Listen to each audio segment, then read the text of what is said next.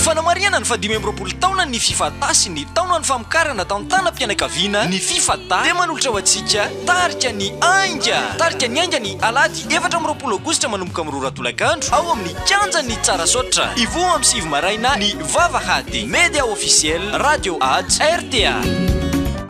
Ankalazany 5 taona moa ny fifata amin'ny taona ity ny tena san'ny fifata zany amin'ny mahafikambanana fampivoarana ny tantsaha azy dia izay rehetra mahakasika an'izay fampivoarana ny tantsaha zay dia andriketany avokoa ohatra hoe fisoloatena raha mandrafitra politika zao ny fanjakana ny atapony any dia ny fifata ny solotena fifata no minohiraka mandeha miatrika an'izay miainga amin'ny etaetan'ny tantsaha zany hoe tian'ny filakevim-pitantanana zany mihevitra miady hevitra mialoha zay dia efa misy drafitra paikady zany ho apetraka ao anatiny ao dia arakaraky le fisolotena tiana ho atao dia tena andraikitra ihany koa dia ny fanehoana izy fifata fanohanana an'ireo mpiambana ao anatiny zany amin'ny alalan'ny hoe famarotam-bokatra amin'ny alalan'ny fanjoina azy ireo amin'ny alalan'ny fanaovana izay fanohanana amin'ny fiofanana sy ny fanohanana ara-botoka zay. Araky ny voalaza teo moa zany ankalazany 5 taona ny fifata izay ho atomboka amin'ny fampisehoana lehibe izay hotanterahany eto amin'ny kianjan'ny tsara sotra izy io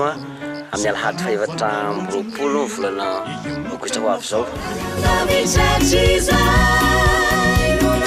Dia falomerabantsika eto Antsirabe zany dia tarika ny ainga tonga indray zahay ary masabaro mety kitosa satria vitabaky zay mitotona mankalaza ny rivin'ilay 20e eto Antsirabe. Hainareo tsara ny ezaka nataonay ary fantatray tsara ny mampakafy zato isan-jato n'Antsirabe.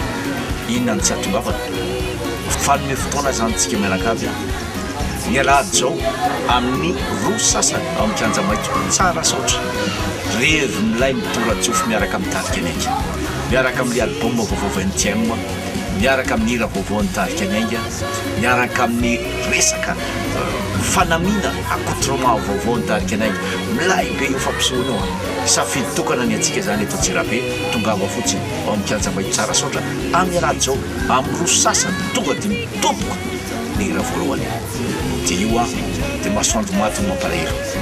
ka dia manantenantsika rehetrrehetra fa vidipidirina tena mirary milay be dia manasanao manasantsika mianakavy ny tarika ny ainga aza amin'ny raha tioka azy io bisou amin'ny lahady merci.